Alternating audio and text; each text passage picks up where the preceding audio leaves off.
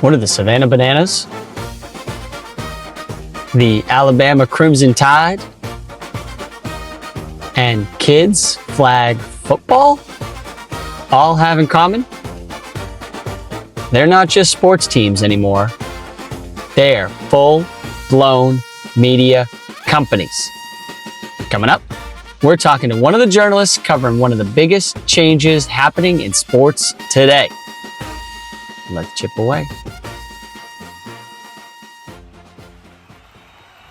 Starting as the guest on this episode of Halftime Heroes, she went from laid off to living the dream as a sports writer.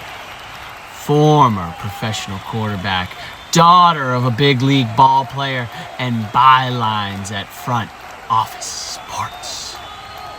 The Moneyball maven, the Nancy Drew of newsrooms, hailing from Columbus, Ohio, number 8, Ellyn Briggs. I'm going to start in what I'm sure is going to feel like a very unconventional place, but how has being a redhead impacted your brand over time? Oh my gosh, it's a really good question. I feel like growing up, I hated it up until really like mid-college maybe.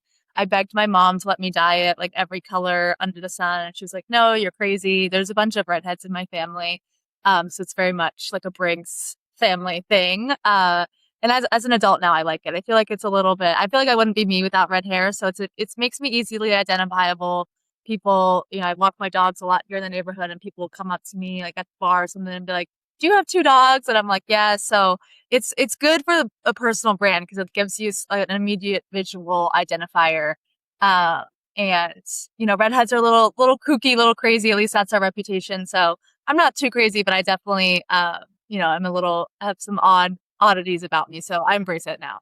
It sticks with people. Yeah. I know that might seem like an odd place, but I wanted to talk a No, I little bit love it. about your brand and your kind of identity. Like, I think you're really interesting, and this show is a lot about people who are sort of blending sports and creativity. You've obviously done that, but you also are unique in that you have this sort of data analyst centric background, and then pair that with like a journalism, world. So how do you sort of identify that like hybrid identity, and are you feeling like you're carving out a certain niche or category for yourself within that space? Well, totally. I love that question. And I'd say whenever people ask me to kind of sum up my career to date, I'd say it's been equal parts market research or kind of data analysis and true journalism. And I think that that's made me really pretty adept at identifying different stories in all different kinds of, whether it's like a big data sheet, rows and rows of interview transcripts, just searching through stuff online. I feel like I'm, because of that combination background, pretty good at pulling things out of nowhere and kind of creating stories out of them, which has been helpful obviously in both roles that I've had throughout my career. But the little bit bigger background on that, I've always been interested in writing, reading. Those were kind of always the 2 things that I gravitated towards as a child in school and whatnot. And when I got to college, I wanted to get a journalism degree, especially being at American University in DC. There's so many opportunities around that. But my dad and brother got in my ear, and they're like, "You need to get a real degree, like go to business school." So I just ended up getting a finance degree at AU, which I really enjoyed. I liked being in the business school, but I knew I was never gonna kind of go the Wall Street route or anything like that. But I ended up, for my first job out of college was at a market research firm, and it was kind of like a communications or market messaging focused market research or type of research that we were doing. So I was still doing a lot of writing in that capacity, and then kind of just picked up freelance journalism first at a local level here, first in DC, and then when I moved back to Columbus during the pandemic, I'm from Columbus originally, started picking it up more, and then it got more and more clips, and it's kind of just snowballed. But yeah, go back to your original question, I think it's super helpful to have 2 skill sets that maybe at the outset don't really seem related, or super, obviously data analysis very analytical, journalism kind of more soft skills, all that stuff. So I love it. I get to work both sides of my brain a lot, and I think it makes each one kind of makes me better at the other. Yeah, it's interesting. Like, even I think about, I've read something that you're at morning consult and you're doing, you're like, we never talked Yeah. about sports or did reports on sports. And you kind of just like, you're like, okay, this is my interest. I'm going to push my way through here. Yeah. And then you guys covered, sports a lot more. How did you sort of set that tone? And did you always know, like, you thought about journalism more broadly, but you started to narrow in on more of this sports space. Like, Yeah. did you always know you wanted to write about sports and cover sports, or were you happy to dive into anything in the world of journalism? Totally. I think I always knew I wanted to be in sports at the end of the day because like I mentioned, my dad played Major League Baseball. I grew up. He played before I was born. Unfortunately, I didn't get to watch him play live, but he's owned here in Columbus a baseball school and kind of runs or runs summer and fall leagues for all kinds of youth levels. And he's done that for my whole life. So I basically went to it's called Big League Baseball School. I went there like every day after school. So I grew up in a very sports centric environment. I played a bunch of sports. So it's just a natural interest there. And then really, I'd say like 2023 ish, I just started noticing, as in my role as a researcher at Morning Consult, so many things were kind of just bubbling up culturally around sports. I saw brands gravitating to sports. I saw really since the post pandemic, so many people have become casual athletes, whether it's runners, as workout classes. There's just been a general increasing interest among consumers in athletics, fitness, wellness, however you want to package it. And so I saw that opportunity and I was like, that was how the angle that I pitched to my editor at Morning Consult to be like, hey, this is a consumer trend here. Let's cover sports a little bit more broadly or, with greater heft. And so she was all on board for that. But yes, I love sports. I'm an athlete myself. It's kind of just a lens through which I've always seen the world and kind of experienced things. So it's always been my long-term goal to be in the sports journalism world, always more in the business of sports side rather than, beat writing or following a team very closely. I do love being a generalist at the end of the day. So I think covering the business of sports gives me still a broad umbrella to play around and find unique stories that are maybe a little bit more disparate than like, okay, here's who scored last night, here's who won, here's who lost, Yeah. that sort of. But yeah, I love sports and it's always been the goal. You touched on, you're a former athlete yourself. You played women's professional football. Your dad was in Major League Baseball. You played sports all through high school. I like to ask this on the show, like, how has your athlete mentality translated now to your career as a journalist and a writer and a creator? How do you take some of those skills and how have you applied them to your current roles? Totally. And in youth sports growing up, I was a catcher in softball my whole life, and that was kind of my main sport, main position. And so in that position, you see the whole field. You're kind of calling pitches, obviously, telling people where to move. If a certain batter is coming up to plate, so you're just kind of like the team organizer, like making sure everyone's in the right place at the right time and getting things done. And I think so much, especially as a freelance journalist right now, I got to be like my own organizer, right? I gotta make things happen myself, keep the schedule moving, keep things on the schedule, all that sort of stuff. So I think that kind of play calling aspect is something that shows up in my day-to-day life. Love being organized, love being kind of in control of things. And certainly as a quarterback as well, my women's football team, that was obviously a whole new level of that. And I love being in a true like huddle environment, calling the plays live on the field. So yeah, I think that just the organizational skills, organization maybe is not the right exact word, but just like, court vision, I guess, like seeing what's happening now and also being able to anticipate what might happen at the next at bat, or the next play.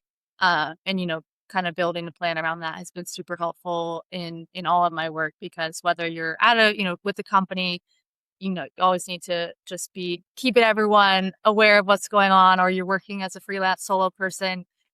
You got to keep yourself in check and keep it moving forward. So I think both of those roles as a catcher and a quarterback, very helpful for me, to tap into in my day-to-day life. All right. I want to talk about the freelance journalism piece because I Yeah. think it's something that's like interesting and maybe not super well known for most people of like, how does it work? So, okay, you're in DC maybe and you're starting your career, like, and you're looking to get gigs. Are you cold reaching out to people with samples? Are you pitching Yeah. ideas? Like how are you first getting your foot in the door? And then maybe we can move on to like some of the work that you're doing on a more regular basis now. Yeah, totally. It's exactly that. And when I was first starting out, like I really didn't have any published clips, so I would send like school projects or things that I guess I'm trying to think what else I sent.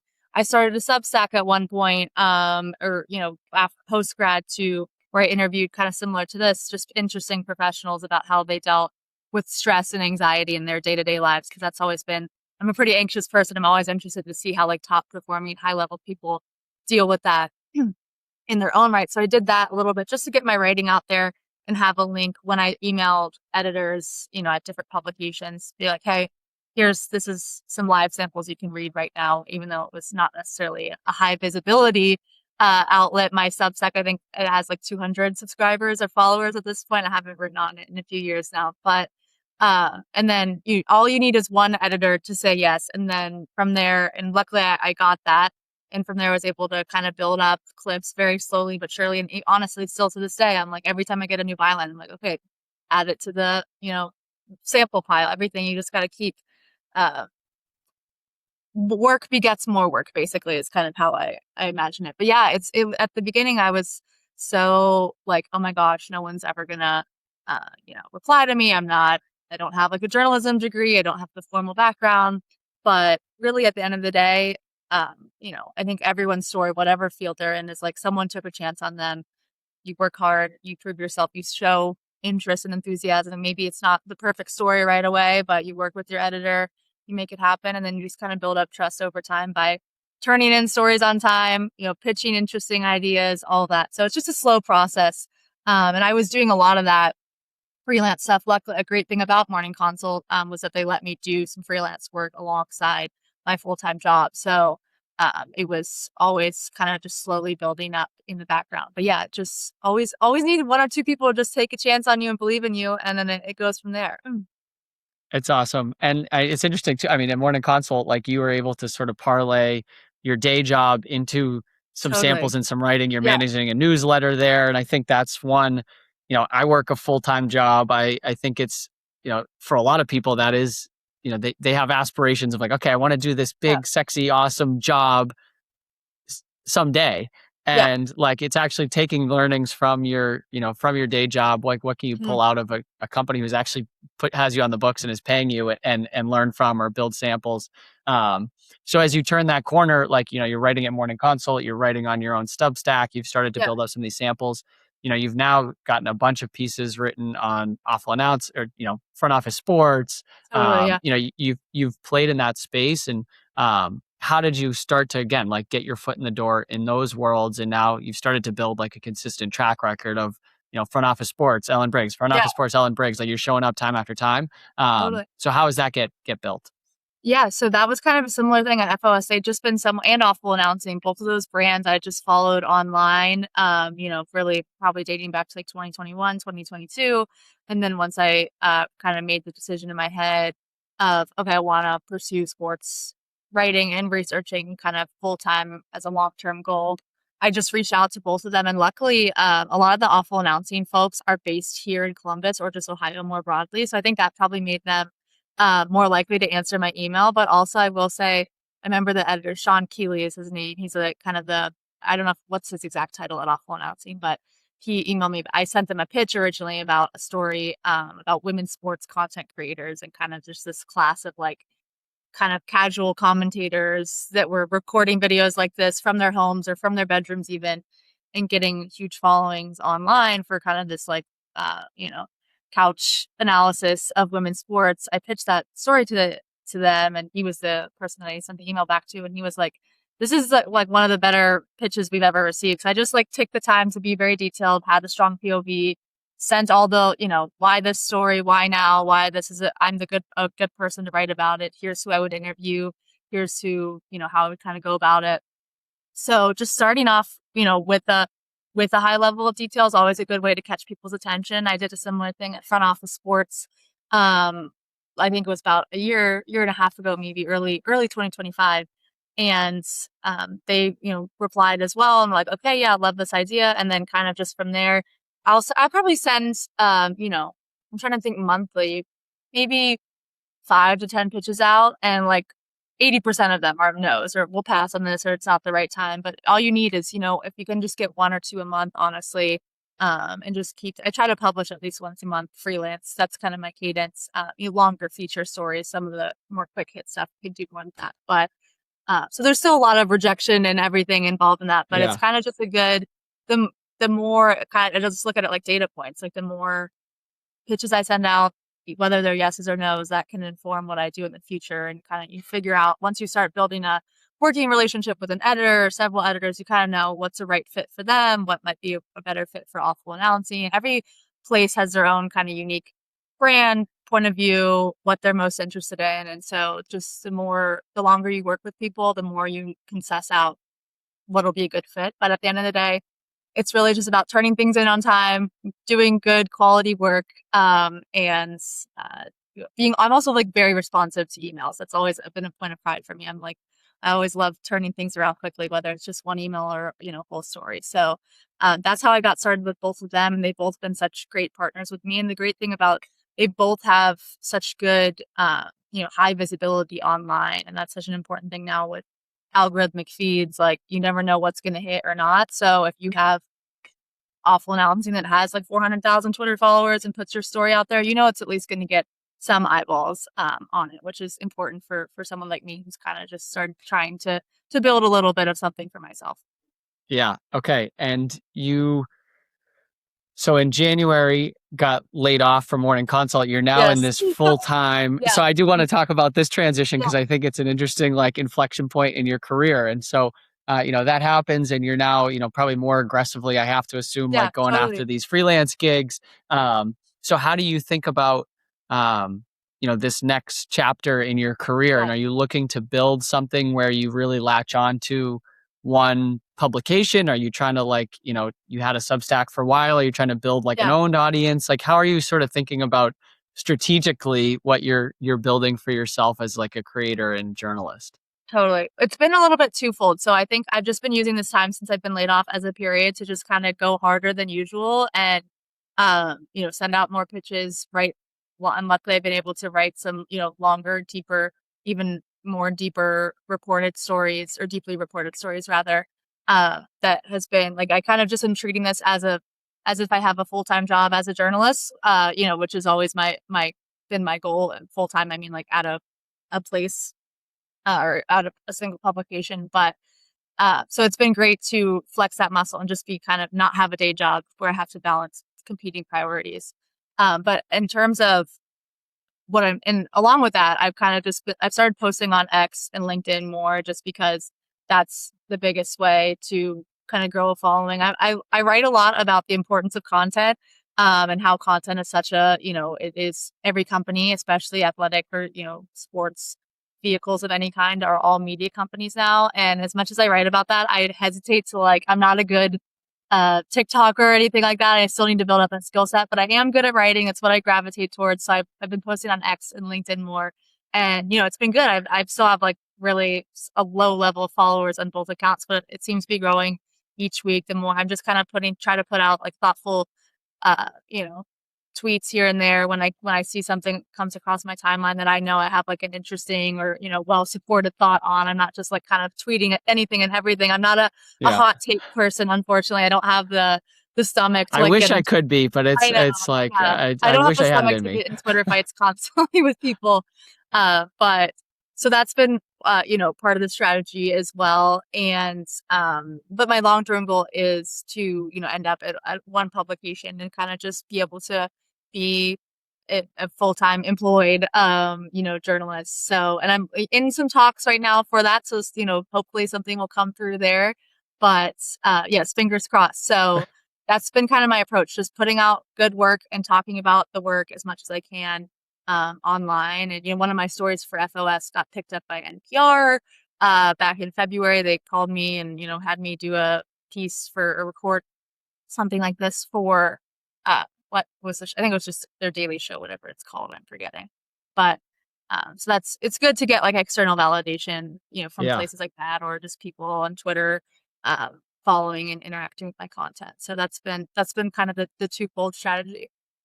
Okay. And this is maybe a dumb question.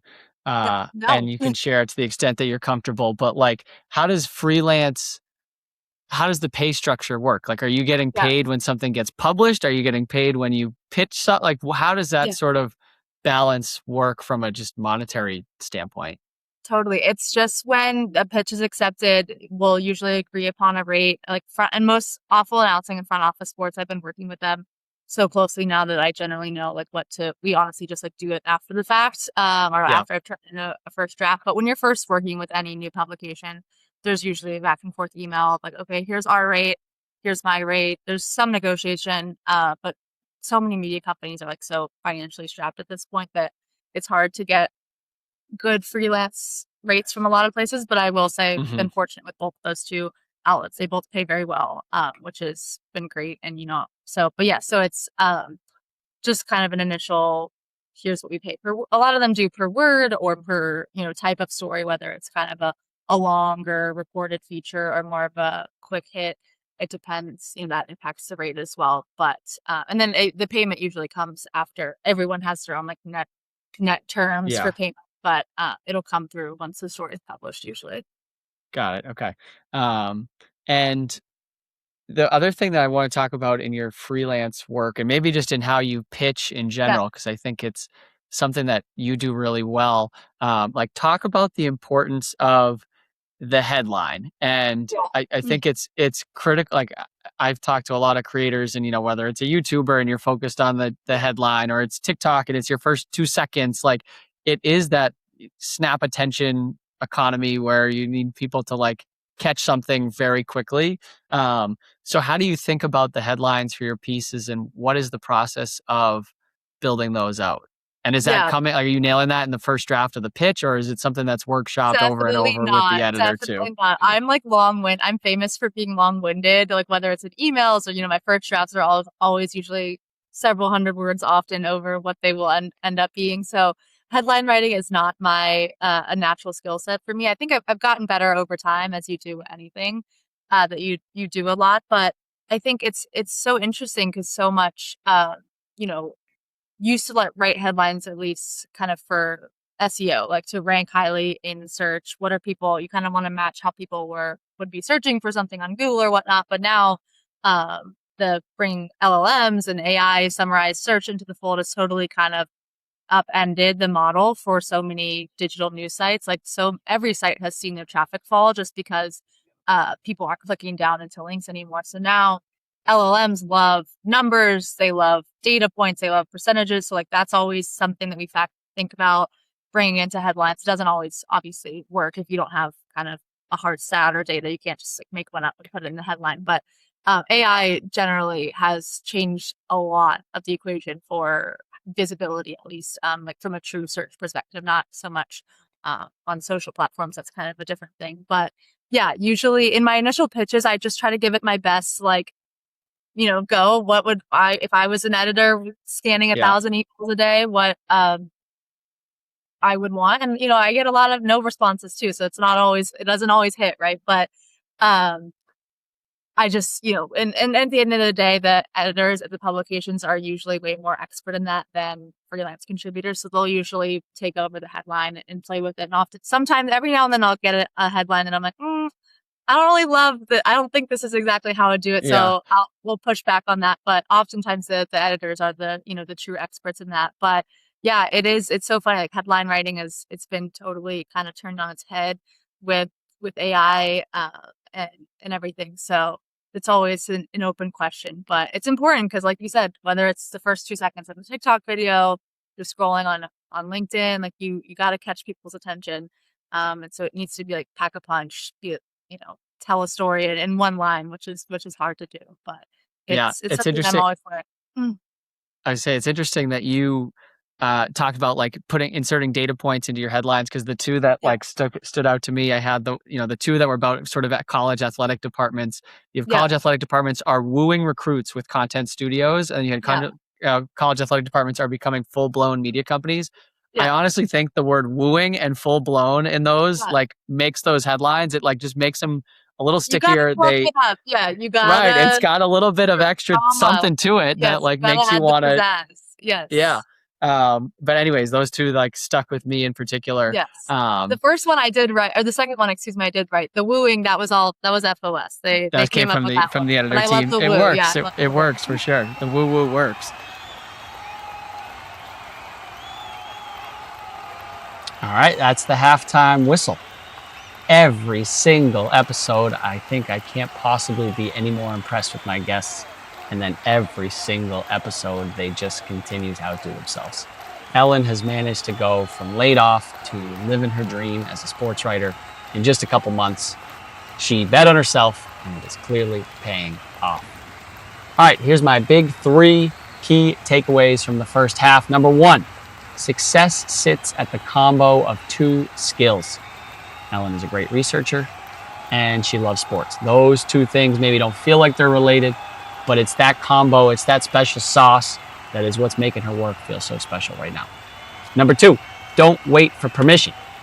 Ellyn was working at Morning Consult. They cover consumer data, not sports. But she saw a trend where people were gravitating to sports business news. She pitched her editor to cover it, and then all of a sudden she starts making a name for herself. She never waited for an assignment. She just pitched it and went out and did it. And number 3, you only need one person to believe in you. I think about this one a lot. You never know who's watching on the internet. Ellyn found that one editor who believed in her stuff, and that's what got things rolling. I might get 100 views on this video, but if the right person amongst that 100 watches it, then who knows what happens. Anyways, that's the big 3 from the first half. We are almost ready to get back to the action, but first, just a quick word from the sponsor of this episode. All right, Ellyn said not to wait for permission, so I'm not waiting for permission. Every episode, I give my guests a chance to shoot their shot. Tell them to stare straight into the camera and ask for a dream guest or a dream sponsor or a dream client, whatever that dream might mean to them. Well, this is me shooting my shot here today. Nikki Cass, I want you. I need you. You turned a love of sports into a living. You are this perfect balance of athlete brain and creator brain. You've made stuff on the internet every single day for 5 straight years. It's incredible. You've built a world for yourself beyond your wildest dreams. And I want to ask you every single thing about how you did it and where you take it next. So, what do you say? Nikki Cass, will you be a guest on Halftime Heroes? Talk a little bit about like your idea generation process. I think I read or listened to somewhere that, you had any given moment have, 25, 30 tabs up, you have a running notes document. So talk about that like idea capture. Cause again, a lot of your now livelihood is based on pitching ideas and getting them to land. So it's a constant churn, I have to imagine, of coming up with new ideas. So what does that process look like for you? Yeah, so I think you mentioned this at Morning Consult. I wrote a daily newsletter for them, and for that, it was a lot of link curation and then kind of like a 300 to 400 word blurb at the top. That was my own writing and kind of take on the news of the day. But with the links that I had to get 25, 30 links to put in that newsletter every day. And so I had 25 to 30 tabs open at my computer all times. And that just, even though I've been laid off and everything, I still keep those links up open, or those tabs open rather, on my computer. And I'm constantly scanning for, off just kind of pattern, like repeating. If I see companies are hiring for a certain type of role, or, investments are being made in this area, I'll make a note and be like, okay, this seems, if I see 1 or 2 is not, 3 always makes a trend, is what I call it. If I see 1 or 2 people doing something or companies doing something, that's okay, that's a one-off, it's an anecdote. But once you get up above 3, then it's like, okay, there could be something here. So that's just general news gathering, scanning is one way. A second way, again, social media is such, just hearing, I feel like it's kind of everyone, it's just like real life is the internet these days, unfortunately, for better or for worse. So what people are talking about there is generally a good indicator of what they want to read about and talk about more. So, I get a lot of ideas from my TikTok feed, from Twitter as well. And there's just a lot of interest, especially as someone who kind of writes about sports content. There's so much good sports content being posted on all of those platforms. So it's just important for me to follow and see what the true creative folks out there are putting out, and I love doing that. And then kind of thirdly, I have like my market researcher brain is kind of always on. Like I live just 2 miles south from Ohio State, so I'm all like there's a lot of young people in my area here, and I go to lots of Ohio State kind of games and athletic events just because it's one of the premier brands or schools in the nation for all athletics, certainly for football. But so it's been great to have that resource so close by and just kind of pay attention to what I'm 27 now. I feel so old whenever I like drive through campus. I'm like, damn, these kids look way younger than I thought I looked young. But so just like keeping my eyes open for what's going on just in person, in real life, what I see. And yeah, so just kind of marrying what I know, kind of if I have a good idea, is if it piques my own interest as a sports fan, or I always run it by my dad because he's like the true like He's your barometer. He's a boomer, like he's not on social media, but he loves sports. And if I tell him an idea and he's like, yes, I would love to learn more about that, that's when I know that it's probably a good idea from a sports fan POV. And then from kind of a business POV, like, I'm always looking kind of from that consumer behavior lens as well. Is there a shift happening? Is something changing? What's motivating it? That sort of thing. So if I know that there's like a consumer behavior or like a true business outcome point to a story and just a general sports point of interest too, that's when I know I usually have something pretty good. But yeah, my dad is a good gut check for me. Sometimes he'll be like, he's your what are you pulse talking on what's about? cool and what's not. Yeah. Go there and then you go down to the college campus and get the youth perspective. Yeah. Yeah. Okay, I do this segment called Shoot Your Shot. And so it's your chance. You get to stare, you get to look right into the camera and pitch an idea to the publication of your dreams of, what's the idea, what's something that's been on your mind that you want to write about, and who's gonna take it. Well, I don't know, not to anyone in particular. Hopefully, maybe FOS. I've kind of flagged this their way already, but I came across this world of like, it's essentially like the Savannah Bananas, but among youth baseball. I'm not sure like if you have kids or like to what extent you're plugged into youth sports at all, but there's a team called the Pottstown something. I'm blanking on the name, but they are essentially a mega super team comprised of the best 12-year-olds from all across the nation.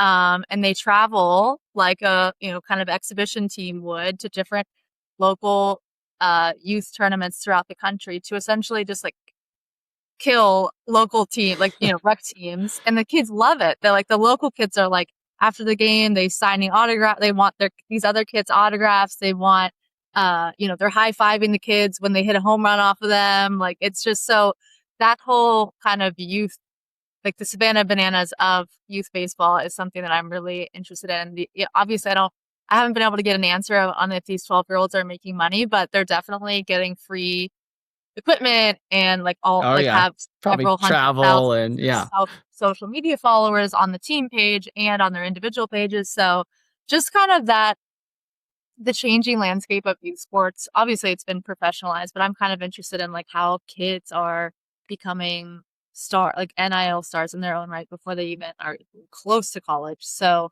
just I would love to cover the influencer, the content, and they have the kids wear GoPros on their helmets. They've got 10 camera guys following them around the bases. I'm like, who's paying for all this?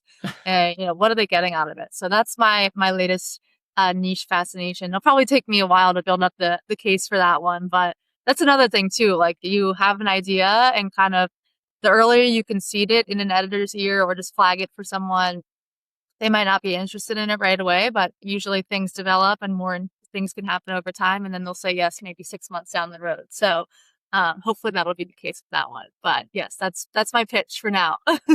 Okay, whoever's listening, because I would 1,000% read whatever that is. Like, I know. I would go deep down that rabbit hole. I have seen those guys. Like they're like pimping home runs. They're have all their handshakes coming out of the dugouts. They got the intro music every time they come up to the plate. It's like fun too. Like I want to kind of be like I've never wanted to be like a 12-year-old boy before, but I would want to be a 12-year-old boy on that team because it seems like it's a fun life. It's not a bad gig. I mean, you've talked about this again in a couple of your pieces, and like even this is a perfect example of the intersection of content and Mm, sports and like how important those are. I mean, you talk about college athletic departments building out, themselves as media companies. This 12-year-old baseball team is, yeah, for, all intents and purposes, a media company. The Savannah yeah, Bananas is a great example of a sports platform that was built on the backs of this. You've talked about, some of these more niche leagues like Unrivaled and TGL, yeah, like, again, are like very sports, media properties at the end of the day. yeah. What advice do you have to teams and athletes about how they can sort of fit into this broader world where it's like content is sort of driving the eyeballs around what's next in sports? Yeah, I think just based on my conversations with everyone involved in these areas, whether it's, they're on an agency, they're at a college athletic department, they're on a team, the word that always pops up is authentic. And I like hate that word because it's like doesn't I think it's been kind of not co-opted, but just like it's lost meaning because it's everyone uses it so much. But at the end of the day, it's kind of the best word we have for just being yourself. And everyone has their own, like we've been talking about my thing this whole kind of conversation, right? But everyone has their own thing, their own blend of, interest, personality, what they're good at. And certainly among athletes in particular, they're just naturally compelling because they're really good at something. And whether they're in college or in the pros, they've made it to kind of the top levels of that something. And so there's a natural layer of interest there that's not just like a Joe Schmo that like me that would have to build the case for why you should follow me and pay attention to me. There's already a natural draw.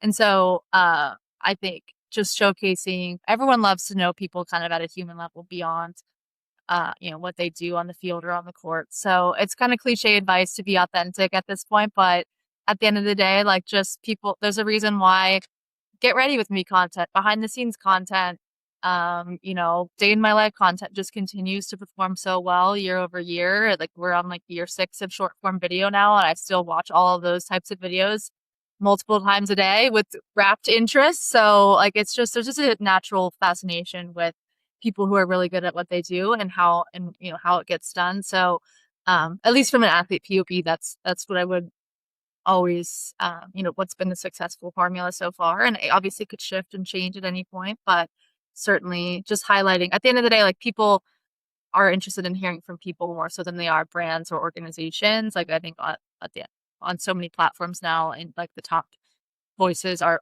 individuals, not organizations. So I think that's why organizations themselves are so keen when they have, especially college, hundreds of ambassadors that have Right. built-in audiences on their own channels, so eager to tap into them and uh, highlight them in any way. That's what they've been doing. So yeah, keeping it personal and keeping it individualized, and everyone has their own secret sauce. So I think just that is my main advice.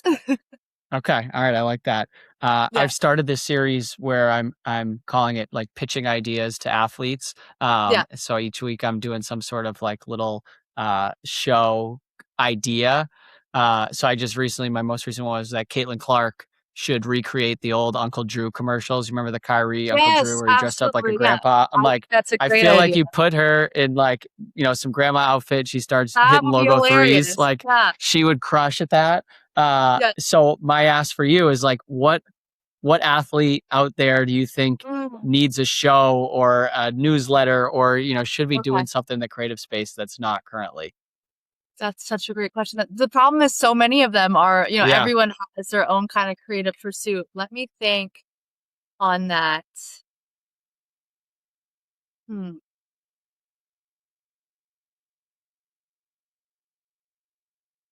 I feel like I want to hear from like a real old head, like a veteran, like guy that's kind of on his way out that hasn't been, or gal that's on their way out that hasn't been in the spotlight. Let me. I know. Wait, this is content live for the show, but I need to think on that one and get back All to right, you you come because back I feel to like me. You there's so think many you give it some opportunities. thought, Yeah. and that can be maybe my next Yes. pitch. We'll do a co-pitch to Yes. some athlete Yes. who needs a show. Love it. Okay, I want to make sure I respect your time, get you out of here. I just Yeah. have a couple of kind of final questions for you. Yeah. Um, Maybe my first one is uh, like, is there a topic um, that you have not covered in the sports media landscape that you're like, hey, there's this is something that's gonna pop in the next 3 to 5 years, that you've been, like, sitting on, or a take that you've been sitting on? I think we're just such this, like, inflection Yeah. point with AI, with, youth Yeah. sports, with, like, NIL. I think will change drastically over the next, 3 to 5 years. Like, is there a topic or something in the sports media landscape that you're interested in watching unfold over the next few years? Yeah. I'm kind of already working on a story about this, but it'll continue to unfold, I'm sure, in crazy, unforeseen ways yet at this point. But just um obviously AI slop is everywhere at this point, but there's been you know, a whole kind of universe of AI slop targeting sports personalities, whether they're sports media personalities. Usually those come in the form of fake quotes attributed to folks. Athletes also usually making up fake quotes and or like saying that they, supported a political candidate or supported some. There's just all this stuff that is bubbling up online that is clearly fake, and most of it doesn't get a ton of engagement, but every now and then something will go viral and it's just totally not true, and not correct in any way. And oftentimes when the record is corrected saying like, hey, this didn't happen, what sticks in people's heads, even if they recognize, okay, that wasn't true, you still think, oh, remember when, X player said that crazy thing? And so I think there's just like I've been working on kind of a story about this. I don't want to give away too much right now before it publishes, but there's just like a believability crisis bubbling up, I think, Mhm. where it's impacting all sorts of public figures, not just sports, but I think sports figures are kind of uniquely relative to other folks like true media figures or political figures. Like we're already kind of trained to, take what politicians say with a grain of salt. Let's say like there's, a history there of misinformation in that category, and everyone has their own, beliefs and whatnot that are imbued into everything. Sports is kind of one of the, at least as of now, one of the last true vessels where it's like, okay, what you see happen on the field is real, and that's that. And it's like whereas with politics and stuff, there's negativity imbued into it. It's just like a positive, generally positive thing, right? Sports. Everyone's going out there competing, trying to win. And so when you have, stuff happening online that is negative, obviously, the whole point of all of this stuff is kind of to create rage bait and just get people riled up. I'm worried that there'll be kind of you know, sports will become more of a place for all that sort of negativity to seep in. So Mhm. that's something I'm following closely. Not a good uplifting story, obviously, but and there's brand reputation implications for leagues, for players, but the problem is the platforms, they do have some policies or guardrails in place to kind of get this stuff removed as quickly as possible, but it's not perfect. And all of the leagues and players have deals with the platform, so they're all like entangled in this web of Right. uh, they all need each other. We all need, everyone needs social platforms at this point. So it's such a like big. There's so many big societal and cultural questions tied up in that. And again, it's not just happening with sports. There's AI slop kind of everywhere, but it does seem to be that, according to my reporting at this point, the people who are creating this content are choosing sports because it is kind of one of the last vehicles where people aren't trained, at least as of now, or aren't primed to be like, did that really happen? So Yeah. anyway, that's a big story. But what else? I'm trying to think. I have a whole list of stories here, but just yeah, I guess I'm really interested too. I'd love to know. This is not really sports media, but like kind of peptides and like GLP-1s, how athletes are Mm. using it, if at all, because that's kind of a category of people that you would think maybe don't necessarily need to take them, and or We always say, I'm watching TV and I'm like, Serena Williams is like the face of row, and yeah, you're just not exactly, not yeah, what you and expect. You're like, she's one of the uh greatest athletes of all time, and you see yeah, her, it's just not what you'd expect. yeah. So that's a story I want to chase down too. It's just kind of, how are people that are already in top shape using those types of drugs, if at all, and what benefits are they getting from it? So that's another kind of more of a consumer behavior in sports story. Yeah. Have you seen I think it's called the Enhanced League or Enhanced Games or something like that? you seen this at Ooh. all? Basically, Uh, it's this, they stood up this league. It's kind of like Olympic sports mostly, but they can take any drug, any substance they want. And so the really? Okay, idea is that's like, awesome. I can they mean, use cool. like, and not, I don't know, like, it'd be curious Yeah. how it shakes out, but it's Uh-huh. like, there's, you can do, like, doping's fair game, like any Yeah. supplements are game. And so they're just trying to like maximize human performance with the help of, whatever things there are. So it's swimming and track and things of that Totally. nature where they're, optimizing based on just like any tools that they can get their Yeah. hands on. I'm gonna need to tap into that more. That is very intriguing. I'll find a couple links for you, send it your way. But Yeah. I've been kind of tracking that one recently. I'm like, I don't know if I'd be interested in watching this, but like, yeah, if somebody like runs an hour and 30-minute marathon, Yeah. like that'd be pretty crazy. Yeah. That is Um, awesome. okay, my last question for you, and I kind of ask everybody here to sort of wrap. What would you tell 10 years ago, Ellyn, and your progression in your career and some advice that you'd give to yourself as like a creator and a journalist and somebody Yeah. looking to break into the sports world? Well, I would tell her to relax and calm down because not everything you can't like be a star, writer at 22. So just leave that.